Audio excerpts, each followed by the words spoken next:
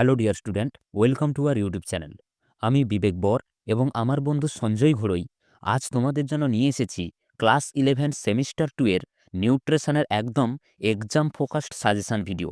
আমরা চেষ্টা করেছি 2 নম্বর, 5 নম্বর এবং 4 নম্বরের সম্ভাব্য প্রশ্নগুলো বেছে সাজিয়ে রাখতে, যাতে তোমরা সবচেয়ে গুরুত্বপূর্ণ প্রশ্নগুলো একসাথে সহজভাবে এবং নির্ভরযোগ্যভাবে পেয়ে যেতে পারো।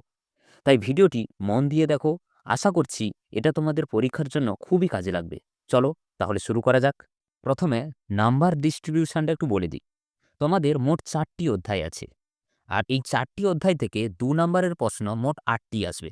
এরপর প্রথম 3টে অধ্যায় থেকে 5 নম্বরের প্রশ্ন 1টি করে আসবে এবং শেষ অধ্যায় থেকে 4 নম্বরের প্রশ্ন 1টি আসবে, মোট 35 নম্বর। প্রথমে 2 নম্বরের প্রশ্ন। এর জন্য প্রথম অধ্যায় অর্থাৎ পুষ্টিতে মাইক্রোমলিকিউল 1, এর থেকে তোমাদের যে প্রশ্নগুলো দেখতে হবে। প্রথমেই দেখো, ভিটামিনের যে কোনো 4টি বৈশিষ্ট্যের কথা বলেছে। তেলে দ্রবণীয় ভিটামিন এবং জলে দ্রবণীয় ভিটামিনগুলোর রাসায়নিক নাম আর অভাবজনিত লক্ষণগুলো একটু দেখে যাবে। এছাড়া সিউডো ভিটামিন ও অ্যান্টিভিটামিনের সংজ্ঞা আর উদাহরণটা দেখে যাবে। তেলে দ্রবণীয় ও জলে দ্রবণীয় ভিটামিনের মধ্যে শোষণ ও তাপের প্রভাব সম্পর্কিত পার্থক্য, বন্ধ্যাত্ব প্রতিরোধী ভিটামিন কাকে বলে এবং কেন বলে, পিপি ফ্যাক্টর বলতে কী বোঝো, নিউট্রাসিউটিক্যালস কি, আর প্রোবায়োটিক্স ও প্রিবায়োটিক্স বলতে কী বোঝো, ভেরি ভেরি ইম্পর্টেন্ট কিন্তু। এরপর দ্বিতীয় অধ্যায় পুষ্টিতে মাইক্রোমলিকিউল 2, এখান থেকে তোমাদের যে প্রশ্নগুলো দেখতে হবে, ম্যাক্রো ও মাইক্রো উপাদান বলতে কী বোঝো, ক্যালসিয়াম ও ভিটামিন ডির সম্পর্ক কী, খাদ্যে আয়োডিনের উৎস ও অভাবজনিত ফলাফল উল্লেখ করো, দেহে জলসাম্য রক্ষার যে কোনো একটি অন্তঃক্ষরা গ্রন্থির ভূমিকা খুবই গুরুত্বপূর্ণ। জলসাম্য রক্ষায় বৃক্কের ভূমিকা কি, এই জলসাম্যের প্রশ্নগুলো একটু দেখে যাবে। মানবদেহে লৌহ ও ক্যালসিয়ামের প্রয়োজনীয়তা উল্লেখ করো। মানবদেহের পুষ্টিতে সোডিয়ামের ভূমিকা কি, ধনাত্মক ও ঋণাত্মক জলসাম্যের প্রভাবগুলি উল্লেখ করো। মানবদেহে ক্লোরিন ও ফ্লোরিনের আধিক্যে কী প্রভাব পড়ে।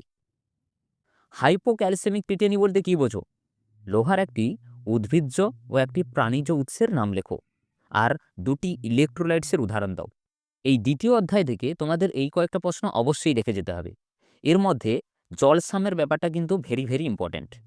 এরপর তৃতীয় অধ্যায় খাদ্য পরিকল্পনা ও খাদ্যের বিকাশ, এখান থেকে 2 নম্বরের প্রশ্ন 1টি আসবে। এর জন্য তোমাদের যে প্রশ্নগুলো দেখতে হবে, খাদ্য পরিকল্পনা কি, এর উদ্দেশ্য কি, খাদ্য পরিকল্পনায় ব্যক্তি মূল্য বলতে কী বোঝো, মাখন তোলা দুধের ব্যবহার লেখো, স্বল্পমূল্যের কিছু সুষম খাদ্যের উদাহরণ দাও, আর খাদ্য তালিকায় ফল ও সবুজ শাকসবজি রাখার প্রয়োজনীয়তা কী, এটা একটু ভালো করে দেখে যাবে।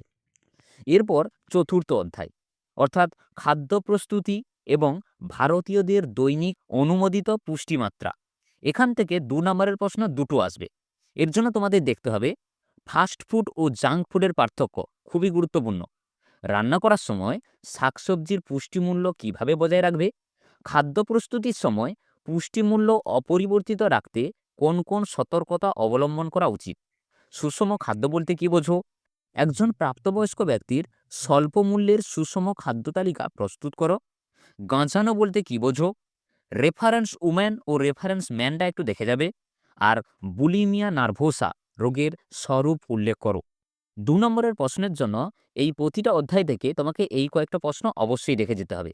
এরপর 5 নম্বরের প্রশ্ন, আগেই বলেছি 5 নম্বরের প্রশ্ন প্রথম 3টে অধ্যায় থেকে একটা করে আসে।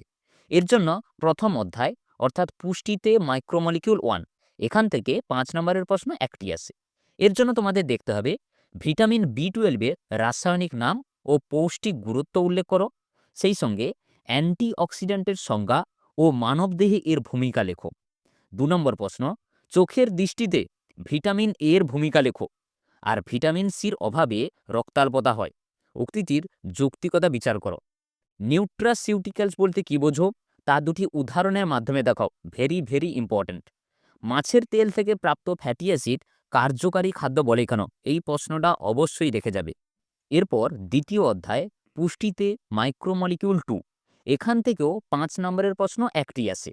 এর জন্য তোমাদের দেখতে হবে জলসাম্য কি, ধনাত্মক ও ঋণাত্মক জলসাম্য বলতে কী বোঝো, আর শূন্য জলসাম্য কি। আগেই বলেছি জলসাম্য ভেরি ভেরি ইম্পর্টেন্ট প্রশ্ন কিন্তু।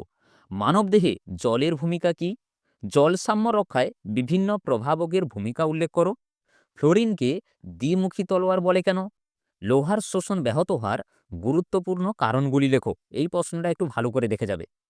এরপর ইউনিট 3 অর্থাৎ খাদ্য পরিকল্পনা ও খাদ্যের বিভাগ। এখান থেকেও 5 নম্বরের প্রশ্ন একটি আসে। এর জন্য তোমাদের দেখতে হবে দৈনিক খাদ্য পরিকল্পনার নীতি বর্ণনা করো। খাদ্য পরিকল্পনার প্রধান উদ্দেশ্য কি? খাদ্যের মূল 5টি বিভাগ সম্পর্কে আলোচনা করো। একটি খাদ্য পিরামিড এঁকে বুঝিয়ে দাও সুষম খাদ্য পরিকল্পনায় এর ভূমিকা কি। এটা আগের বছর কোন কোন একটা স্কুলে দিয়েছিল, এটা এবছরও দেখে যাও, খুবই গুরুত্বপূর্ণ প্রশ্ন। সেই সঙ্গে ভেজিটেরিয়ানদের বিভিন্ন ভাগগুলো, তার মধ্যে ল্যাক্টো ওভো ভেজিটেরিয়ান বলতে কি বোঝো বা কাদের বলা হয়। খাদ্য পরিকল্পনার সময় কি কি মাথায় রাখতে হবে, আর পরিকল্পনা করে খাদ্য খাওয়ার সুফলগুলি বুঝিয়ে দাও। ভেরি ভেরি ইম্পর্টেন্ট প্রশ্ন কিন্তু। এরপর 4 নম্বরের প্রশ্ন, আর এই 4 নম্বরের প্রশ্ন শুধু একটাই অধ্যায় থেকে আসে, অর্থাৎ ইউনিট 4 খাদ্য প্রস্তুতি এবং ভারতীয়দের দৈনিক অনুমোদিত পুষ্টিমাত্রা। এখান থেকে তোমাদের যে প্রশ্নগুলো দেখতে হবে, যে কোনো 4টি পদ্ধতি উল্লেখ করো যার দ্বারা খাদ্যের পুষ্টিমূল্য বৃদ্ধি করা যায়। প্রাক বিদ্যালয়গামী শিশুদের খাদ্য পরিকল্পনার মূল শর্তাবলী কি কি হওয়া উচিত, এটা একটু ভালো করে দেখে যাবে। বয়স্কদের সঠিক পুষ্টির জন্য কোন কোন বিষয়ে নজর দেওয়া উচিত। সুষম খাদ্য তৈরির 2টি নীতি উল্লেখ করো। বয়স্ক মানুষদের কোষ্ঠকাঠিন্য দূর করার জন্য তাদের খাদ্য তালিকায় কি কি রাখবো, আর অ্যানোরেক্সিয়া সম্পর্কে ধারণা দাও। মাত্র এই কয়েকটা প্রশ্নই এই অধ্যায়গুলো থেকে দেখে যাও। প্রতিটা প্রশ্নই খুবই গুরুত্বপূর্ণ, আর প্রশ্ন তোমরা কমন পাবে। আশা করছি পরীক্ষা তোমাদের ভালো হবে। তাহলে দেখা হচ্ছে পরের ভিডিওতে। আর হ্যাঁ, ভিডিও সংক্রান্ত কোনো সমস্যা থাকলে আমাদের অবশ্যই কমেন্ট করো। আমরা যথাসম্ভব ডাউট ক্লিয়ার করার চেষ্টা করব। তাহলে দেখা হচ্ছে পরের ভিডিওতে। ততক্ষণ তোমরা ভালো থেকো, সুস্থ থেকো এবং কাছের মানুষদের খেয়াল রেখো। ধন্যবাদ।